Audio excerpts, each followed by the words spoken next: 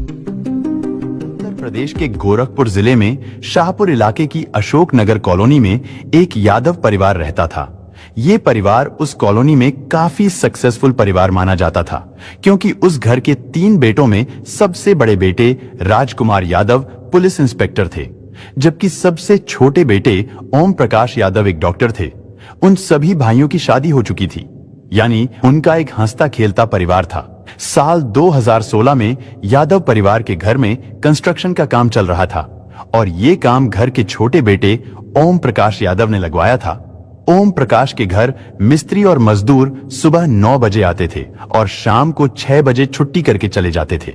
लेकिन जब 21 जनवरी 2016 को सुबह 9 बजे के आसपास मजदूर और मिस्त्री ओम प्रकाश के घर पर काम करने के लिए आए, तो उन्होंने देखा कि ओम प्रकाश अभी तक सोकर नहीं उठे।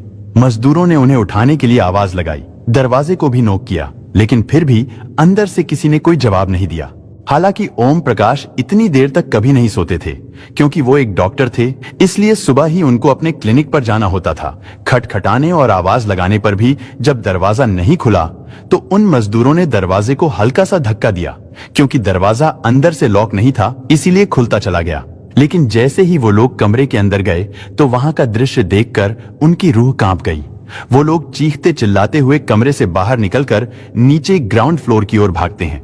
ठीक उसी समय पास वाले कमरे से किसी के दरवाजा खटखटाने की आवाज आने लगी।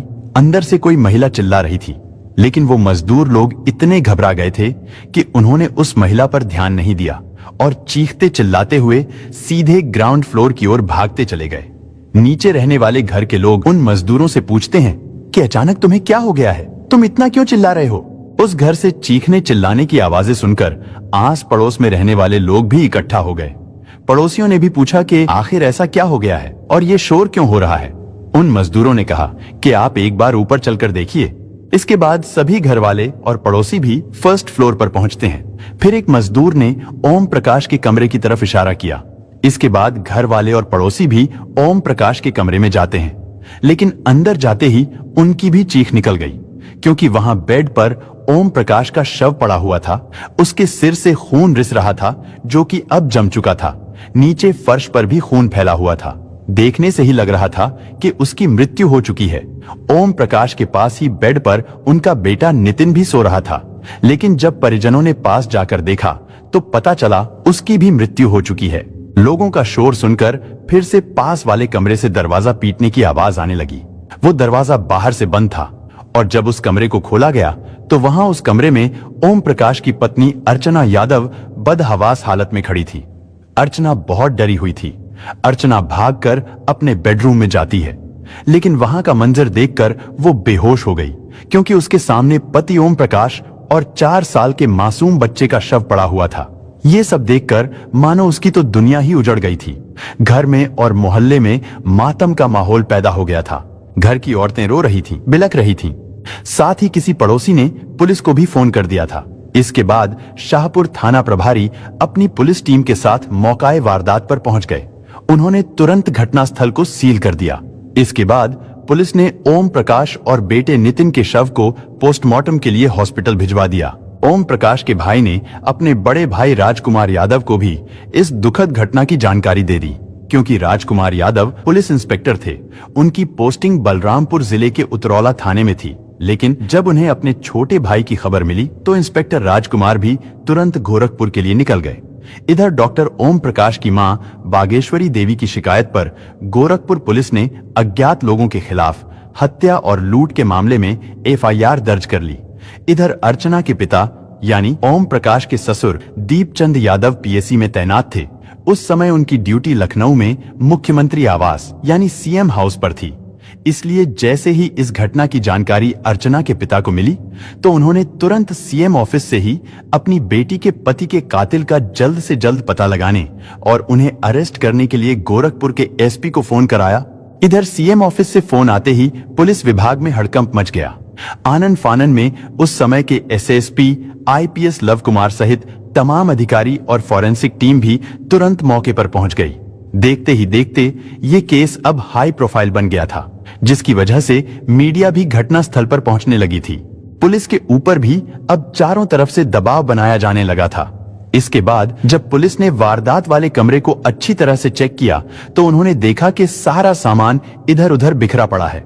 देखने से ऐसा लग रहा था जैसे किसी ने वहां पर लूटपाट की हो, क्योंकि उस कमरे से अर्चना के गहने और मोबाइल फोन जैसी सभी कीमती चीजें गायब थीं।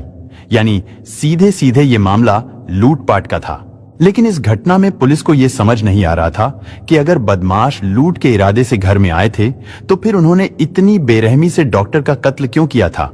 अगर मान लिया जाए कि ओम प्रकाश ने उन लुटेरों का विरोध किया होगा जिसकी वजह से लुटेरों ने उसका कत्ल कर दिया होगा, लेकिन उन्होंने उस 4 साल के बच्चे का कत्ल क्यों कर दिया था? वो बच्चा तो उन लुटेरों का विरोध भी नहीं कर सकता था। अब ऐसे में एक ही बात नजर आती थी कि वो बच्चा जरूर लुटेरों को पहचानता होगा। इससे पुलिस को घर में काम करने वाले मजदूरों पर ही शक होने लगा था, क्योंकि वो लोग ही दिन में वहां पर कंस्ट्रक्शन का काम कर रहे थे। शक होने के कारण पुलिस ने काम करने वाले मजदूरों और ठेकेदारों से भी पूछताछ की, लेकिन पुलिस को कोई भी सुराग नहीं मिला। इसके बाद पुलिस ने ओम प्रकाश के पुराने इतिहास को खंगालने का फैसला किया। इसके लिए ओम प्रकाश के घर वालों से पूछताछ करनी जरूरी थी। उनकी मां बागेश्वरी देवी ने बताया कि साल 2007 में ओम प्रकाश की शादी सिंगापुर में रहने वाली एक लड़की से हुई थी। हालांकि उस लड़की का परिवार पहले गोरखपुर में ही रहता था, लेकिन किसी काम की वजह से ये परिवार सिंगापुर चला गया और फिर वहीं पर बस गया, क्योंकि लड़की बचपन से सिंगापुर में ही पली बढ़ी थी और वहां पर वो एक बैंक में जॉब करती थी। लेकिन अब अचानक शादी करके उसे यहाँ इंडिया आना पड़ गया था। यहाँ आने के बाद तो उसकी पूरी जिंदगी ही बदल गई थी। उसका रहन सहन का स्टाइल, कल्चर, बिहेवियर, कपड़े पहनने का स्टाइल, उसकी लैंग्वेज, उसके साथ रहने वाले लोग। कहां वो लड़की सिंगापुर के बैंक में जॉब करती थी और कहां अब उसे घर में झाड़ू पोंछा लगाना और खाना बनाने जैसे काम करने पड़ रहे थे। सिंगापुर में पढ़ी लिखी लड़की को यहाँ घुटन सी होने लगी थी, जिसकी वजह से ये शादी ज्यादा दिनों तक नहीं चल पाई और फिर करीब 6 महीने बाद वो लड़की सिंगापुर लौट गई। वहां जाकर वो फिर से बैंक में जॉब करने लगी। कुछ दिनों के बाद उस लड़की ने ओम प्रकाश को डिवोर्स भी दे दिया।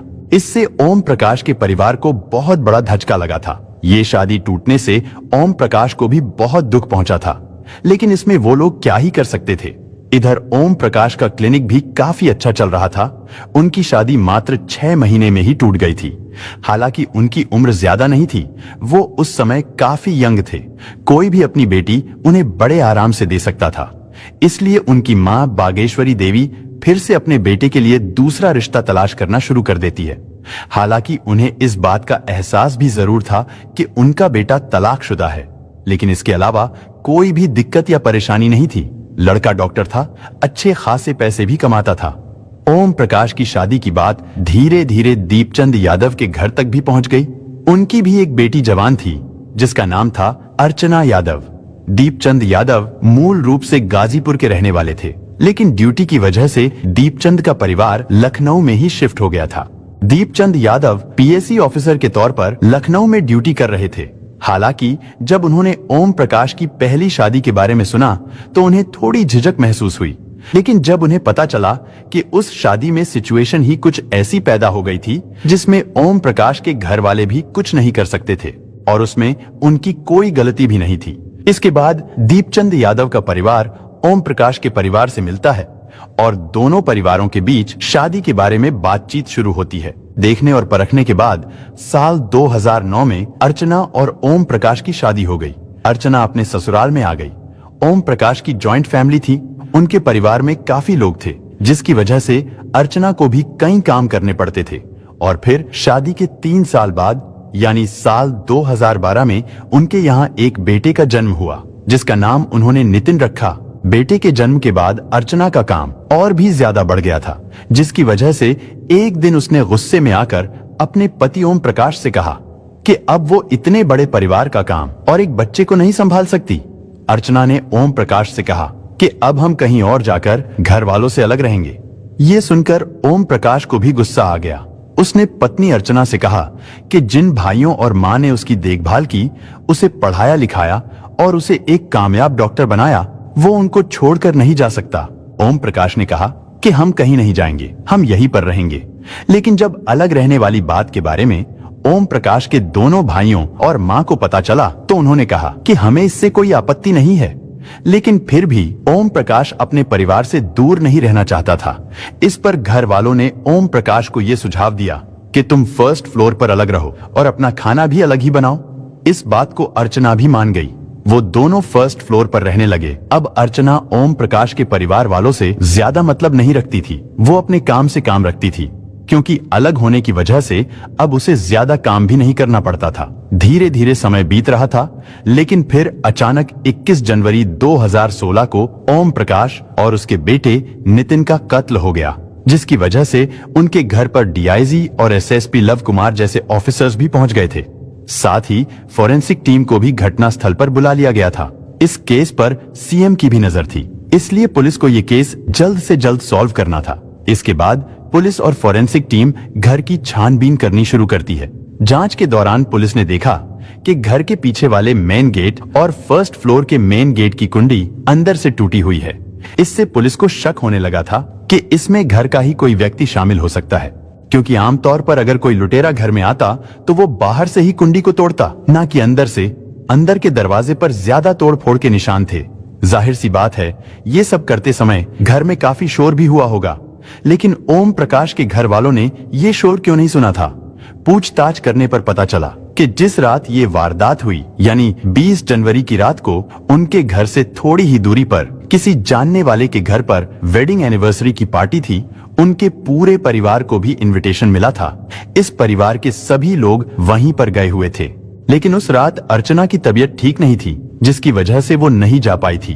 उस रात वो घर पर अकेली ही थी, लेकिन ओम प्रकाश जल्दी ही अपने बच्चे को लेकर घर वापस आ गए थे। उन्होंने सोचा कि अर्चना घर पर अकेली है और उसकी तबीयत भी ठीक नहीं है।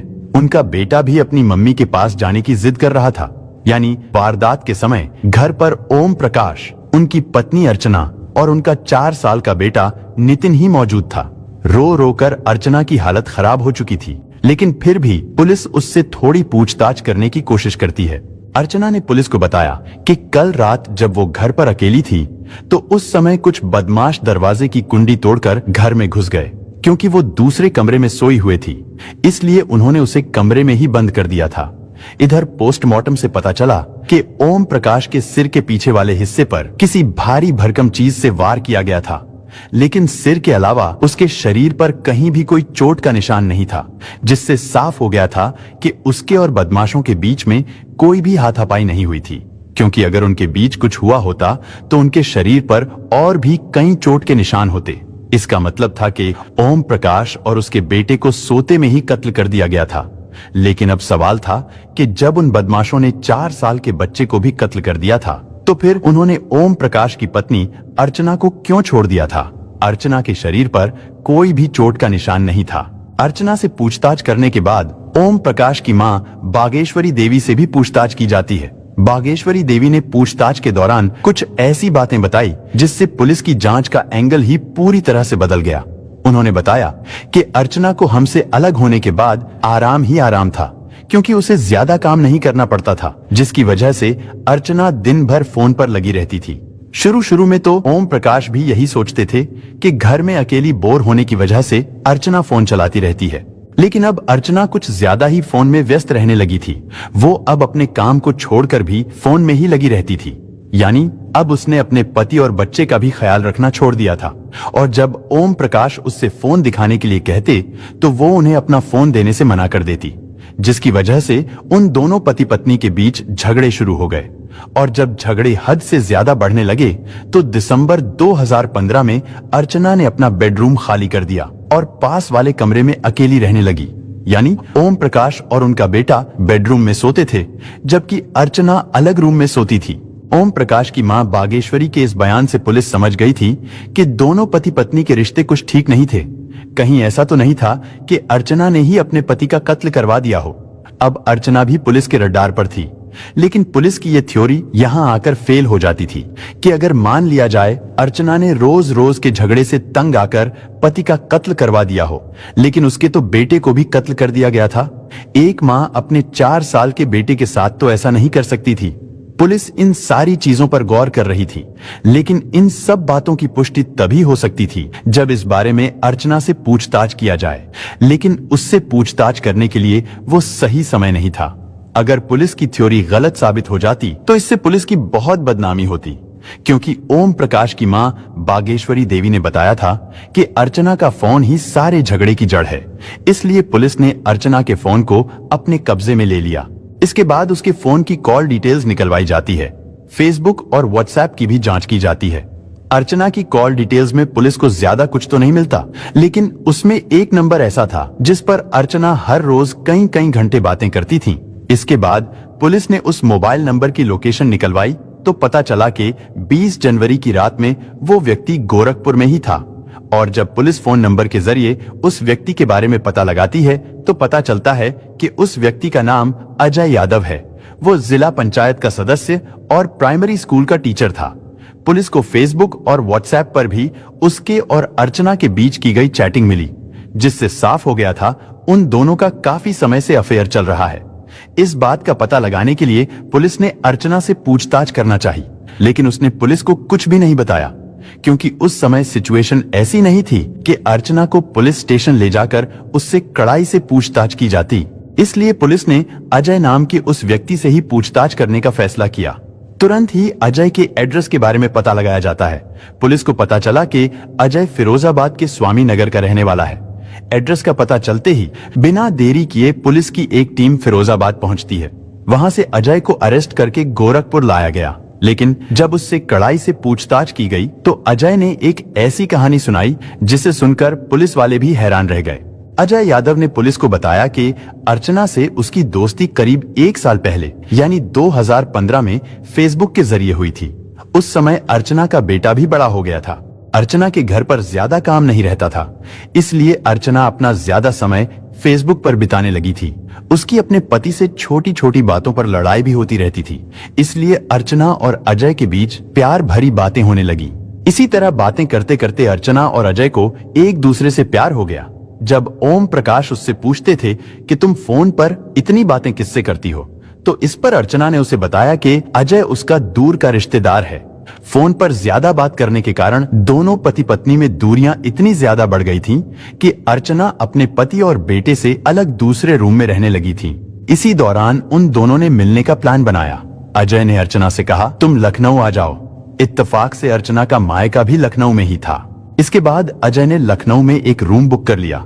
मायके जाने के बहाने अर्चना लखनऊ आने लगी और अपने बॉयफ्रेंड अजय से मिलने लगी। उन दोनों के बीच शारीरिक संबंध भी बनने लगे थे। और जब अर्चना का पति ओम प्रकाश गोरखपुर में अपने घर पर नहीं होता था तो उस दिन अर्चना अजय को अपनी ससुराल में ही बुला लेती थी, ताकि किसी को उन पर शक ना हो। इसलिए अर्चना ने ससुराल वालों को बता रखा था कि अजय उसका दूर का रिश्तेदार है। अजय कई कई दिनों तक अर्चना के साथ उसके ससुराल में ही रहता था, क्योंकि उसका पति और बेटा तो अलग बेडरूम में सोते थे और अर्चना अलग रूम में सोती थी, इसलिए उन दोनों को मिलने में भी कोई दिक्कत नहीं होती थी। लेकिन जब अर्चना के पति ओम प्रकाश को उन दोनों पर कुछ शक हुआ तो एक दिन ओम प्रकाश ने अर्चना से कहा कि आज के बाद तुम अजय को घर पर नहीं बुलाओगी और ना तुम उससे बात करोगी। लेकिन अर्चना कहाँ रुकने वाली थी, उसने एक नया सिम ले लिया और उस नए नंबर से अजय से बात करने लगी। और फिर अचानक अर्चना ने एक दिन अजय से कहा कि अब हम दोनों को शादी कर लेनी चाहिए। हालांकि अजय जानता था कि अर्चना शादीशुदा है और उसका एक बच्चा भी है, लेकिन फिर भी वो उससे शादी करने के लिए तैयार हो गया। लेकिन अब ओम प्रकाश उनके रास्ते का सबसे बड़ा रोड़ा था, इसीलिए सबसे पहले अर्चना ने ओम प्रकाश को ही अपने रास्ते से हटाने का फैसला किया। इसके लिए अर्चना और अजय ने 20 जनवरी का प्लान बनाया, क्योंकि 20 जनवरी 2016 को परिवार के सभी लोग घर से थोड़ी दूर किसी की वेडिंग एनिवर्सरी के फंक्शन में गए थे। उस दिन पूरा घर खाली था। इधर अजय भी अवध एक्सप्रेस ट्रेन से गोरखपुर पहुंच गया। वो अपने साथ एक हथौड़ा भी लेकर आया था। वो सीधा अर्चना के ससुराल पहुंचता है। वहां पहुंचकर सबसे पहले उन दोनों ने शारीरिक संबंध बनाए और फिर रात 10 बजे के आसपास ओम प्रकाश भी अपने बेटे को लेकर पार्टी से वापस अपने घर पर आ गया। अर्चना ने अजय को पहले ही अपने रूम में छुपा दिया था। इसके बाद वो अपने पति ओम प्रकाश के बेडरूम में चली गई। वहां पर वो अपने बेटे को सुलाती है। ओम प्रकाश भी थोड़ी देर टीवी देखने के बाद सो गए। अर्चना ने थोड़ा इंतजार किया और जब उसे लगा कि ओम प्रकाश गहरी नींद में सो गए तो अर्चना चुपके से अपने रूम में आती है। वो अजय को जगाती है और फिर रात 12 बजे के आसपास वो दोनों ओम प्रकाश के बेडरूम में आते हैं। इसके बाद अजय ने अपने साथ लाए हथौड़े से ओम प्रकाश के सिर पर वार करने शुरू कर दिए। अपने पापा की चीख सुनकर पास में सो रहे 4 साल के नितिन की भी नींद खुल गई। वो अपने पिता के सिर से खून बहता देखकर डर गया था। वो बचने के लिए पास में खड़ी अपनी माँ की गोद में छुप गया। लेकिन तभी अर्चना अजय से कहती है कि इसको भी मार डालो, क्योंकि इसने हमें देख लिया है। ये सुबह होते ही अपनी दादी के सामने हमारी पोल खोल देगा, इसलिए अब तुम्हें इसे भी मारना होगा। लेकिन अजय ने ऐसा करने से मना कर दिया। अर्चना ने कहा, अगर तुम नहीं मार सकते तो फिर मैं ही इसे मार देती हूँ। इतना कहते ही अर्चना ने गोद में दुबके अपने मासूम बेटे का गला दबाना शुरू कर दिया और तब तक दबाए रखा जब तक उसकी मौत नहीं हो गई। पूछताछ के दौरान अजय ने बताया कि उन दोनों की हत्या करने के बाद वो काफी देर तक अर्चना के साथ रहा था। उन्होंने एक बार फिर संबंध बनाए। इसके बाद उन दोनों ने मिलकर घर का सारा सामान बिखेर दिया। अर्चना ने घर में रखा कैश और गहने भी गायब कर दिए ताकि ये मामला लूटपाट का लगे। इसके बाद अर्चना अपने कमरे में चली गई। अजय ने उसके कमरे की कुंडी को बाहर से बंद कर दिया। फिर अजय गोरखपुर रेलवे स्टेशन पर आ गया। वहां से ट्रेन पकड़कर वो वापस अपने घर फिरोजाबाद चला गया। हालांकि बाद में पुलिस ने कत्ल में इस्तेमाल किया गया हथौड़ा, घर से चोरी किए गए गहने, मोबाइल फोन, साथ ही और भी कई चीजों को अजय के पास से बरामद कर लिया था। और फिर 22 जनवरी 2016 को गोरखपुर पुलिस ने इस पूरे केस का खुलासा कर दिया। इसके बाद पुलिस ने उन दोनों के दिए गए बयान और सबूतों के आधार पर चार्जशीट तैयार करके उन्हें कोर्ट में पेश किया। फिर वहां से उन्हें जेल भेज दिया गया। इसके बाद सेशन कोर्ट में मुकदमा शुरू होता है और फिर 17 अक्टूबर 2020 को गोरखपुर सेशन कोर्ट ने अर्चना यादव और अजय यादव को दोषी मानते हुए 65,000 रुपए जुर्माना और उम्र कैद की सजा सुनाई। वो दोनों अभी भी जेल में सजा काट रहे हैं। अर्चना को अपने किए पर कोई पछतावा नहीं है, क्योंकि जेल में महिला कैदियों ने जब बेटे की हत्या को लेकर उससे सवाल पूछा तो उसने कहा था, मैंने ही उसे पैदा किया था और मैंने ही उसे मार डाला, इससे तुम्हारा क्या लेना देना। ये सुनकर जेल की महिला कैदियों को गुस्सा आ गया। उन्होंने मिलकर अर्चना की खूब पिटाई की।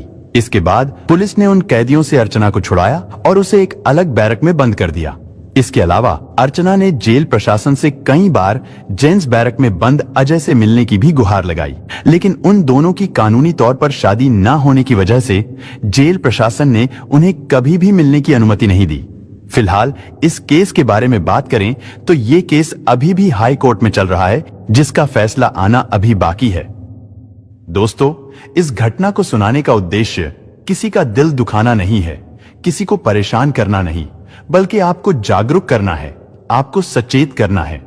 दोस्तों, इस पूरी घटना के बारे में आपकी क्या राय है, कमेंट बॉक्स में जरूर बताएं। और अगर हमारी मेहनत पसंद आई हो तो इस वीडियो को लाइक करते हुए शेयर भी करें। अगर आपने अब तक चैनल को सब्सक्राइब नहीं किया है तो हमारे चैनल को सब्सक्राइब कर लीजिए। धन्यवाद।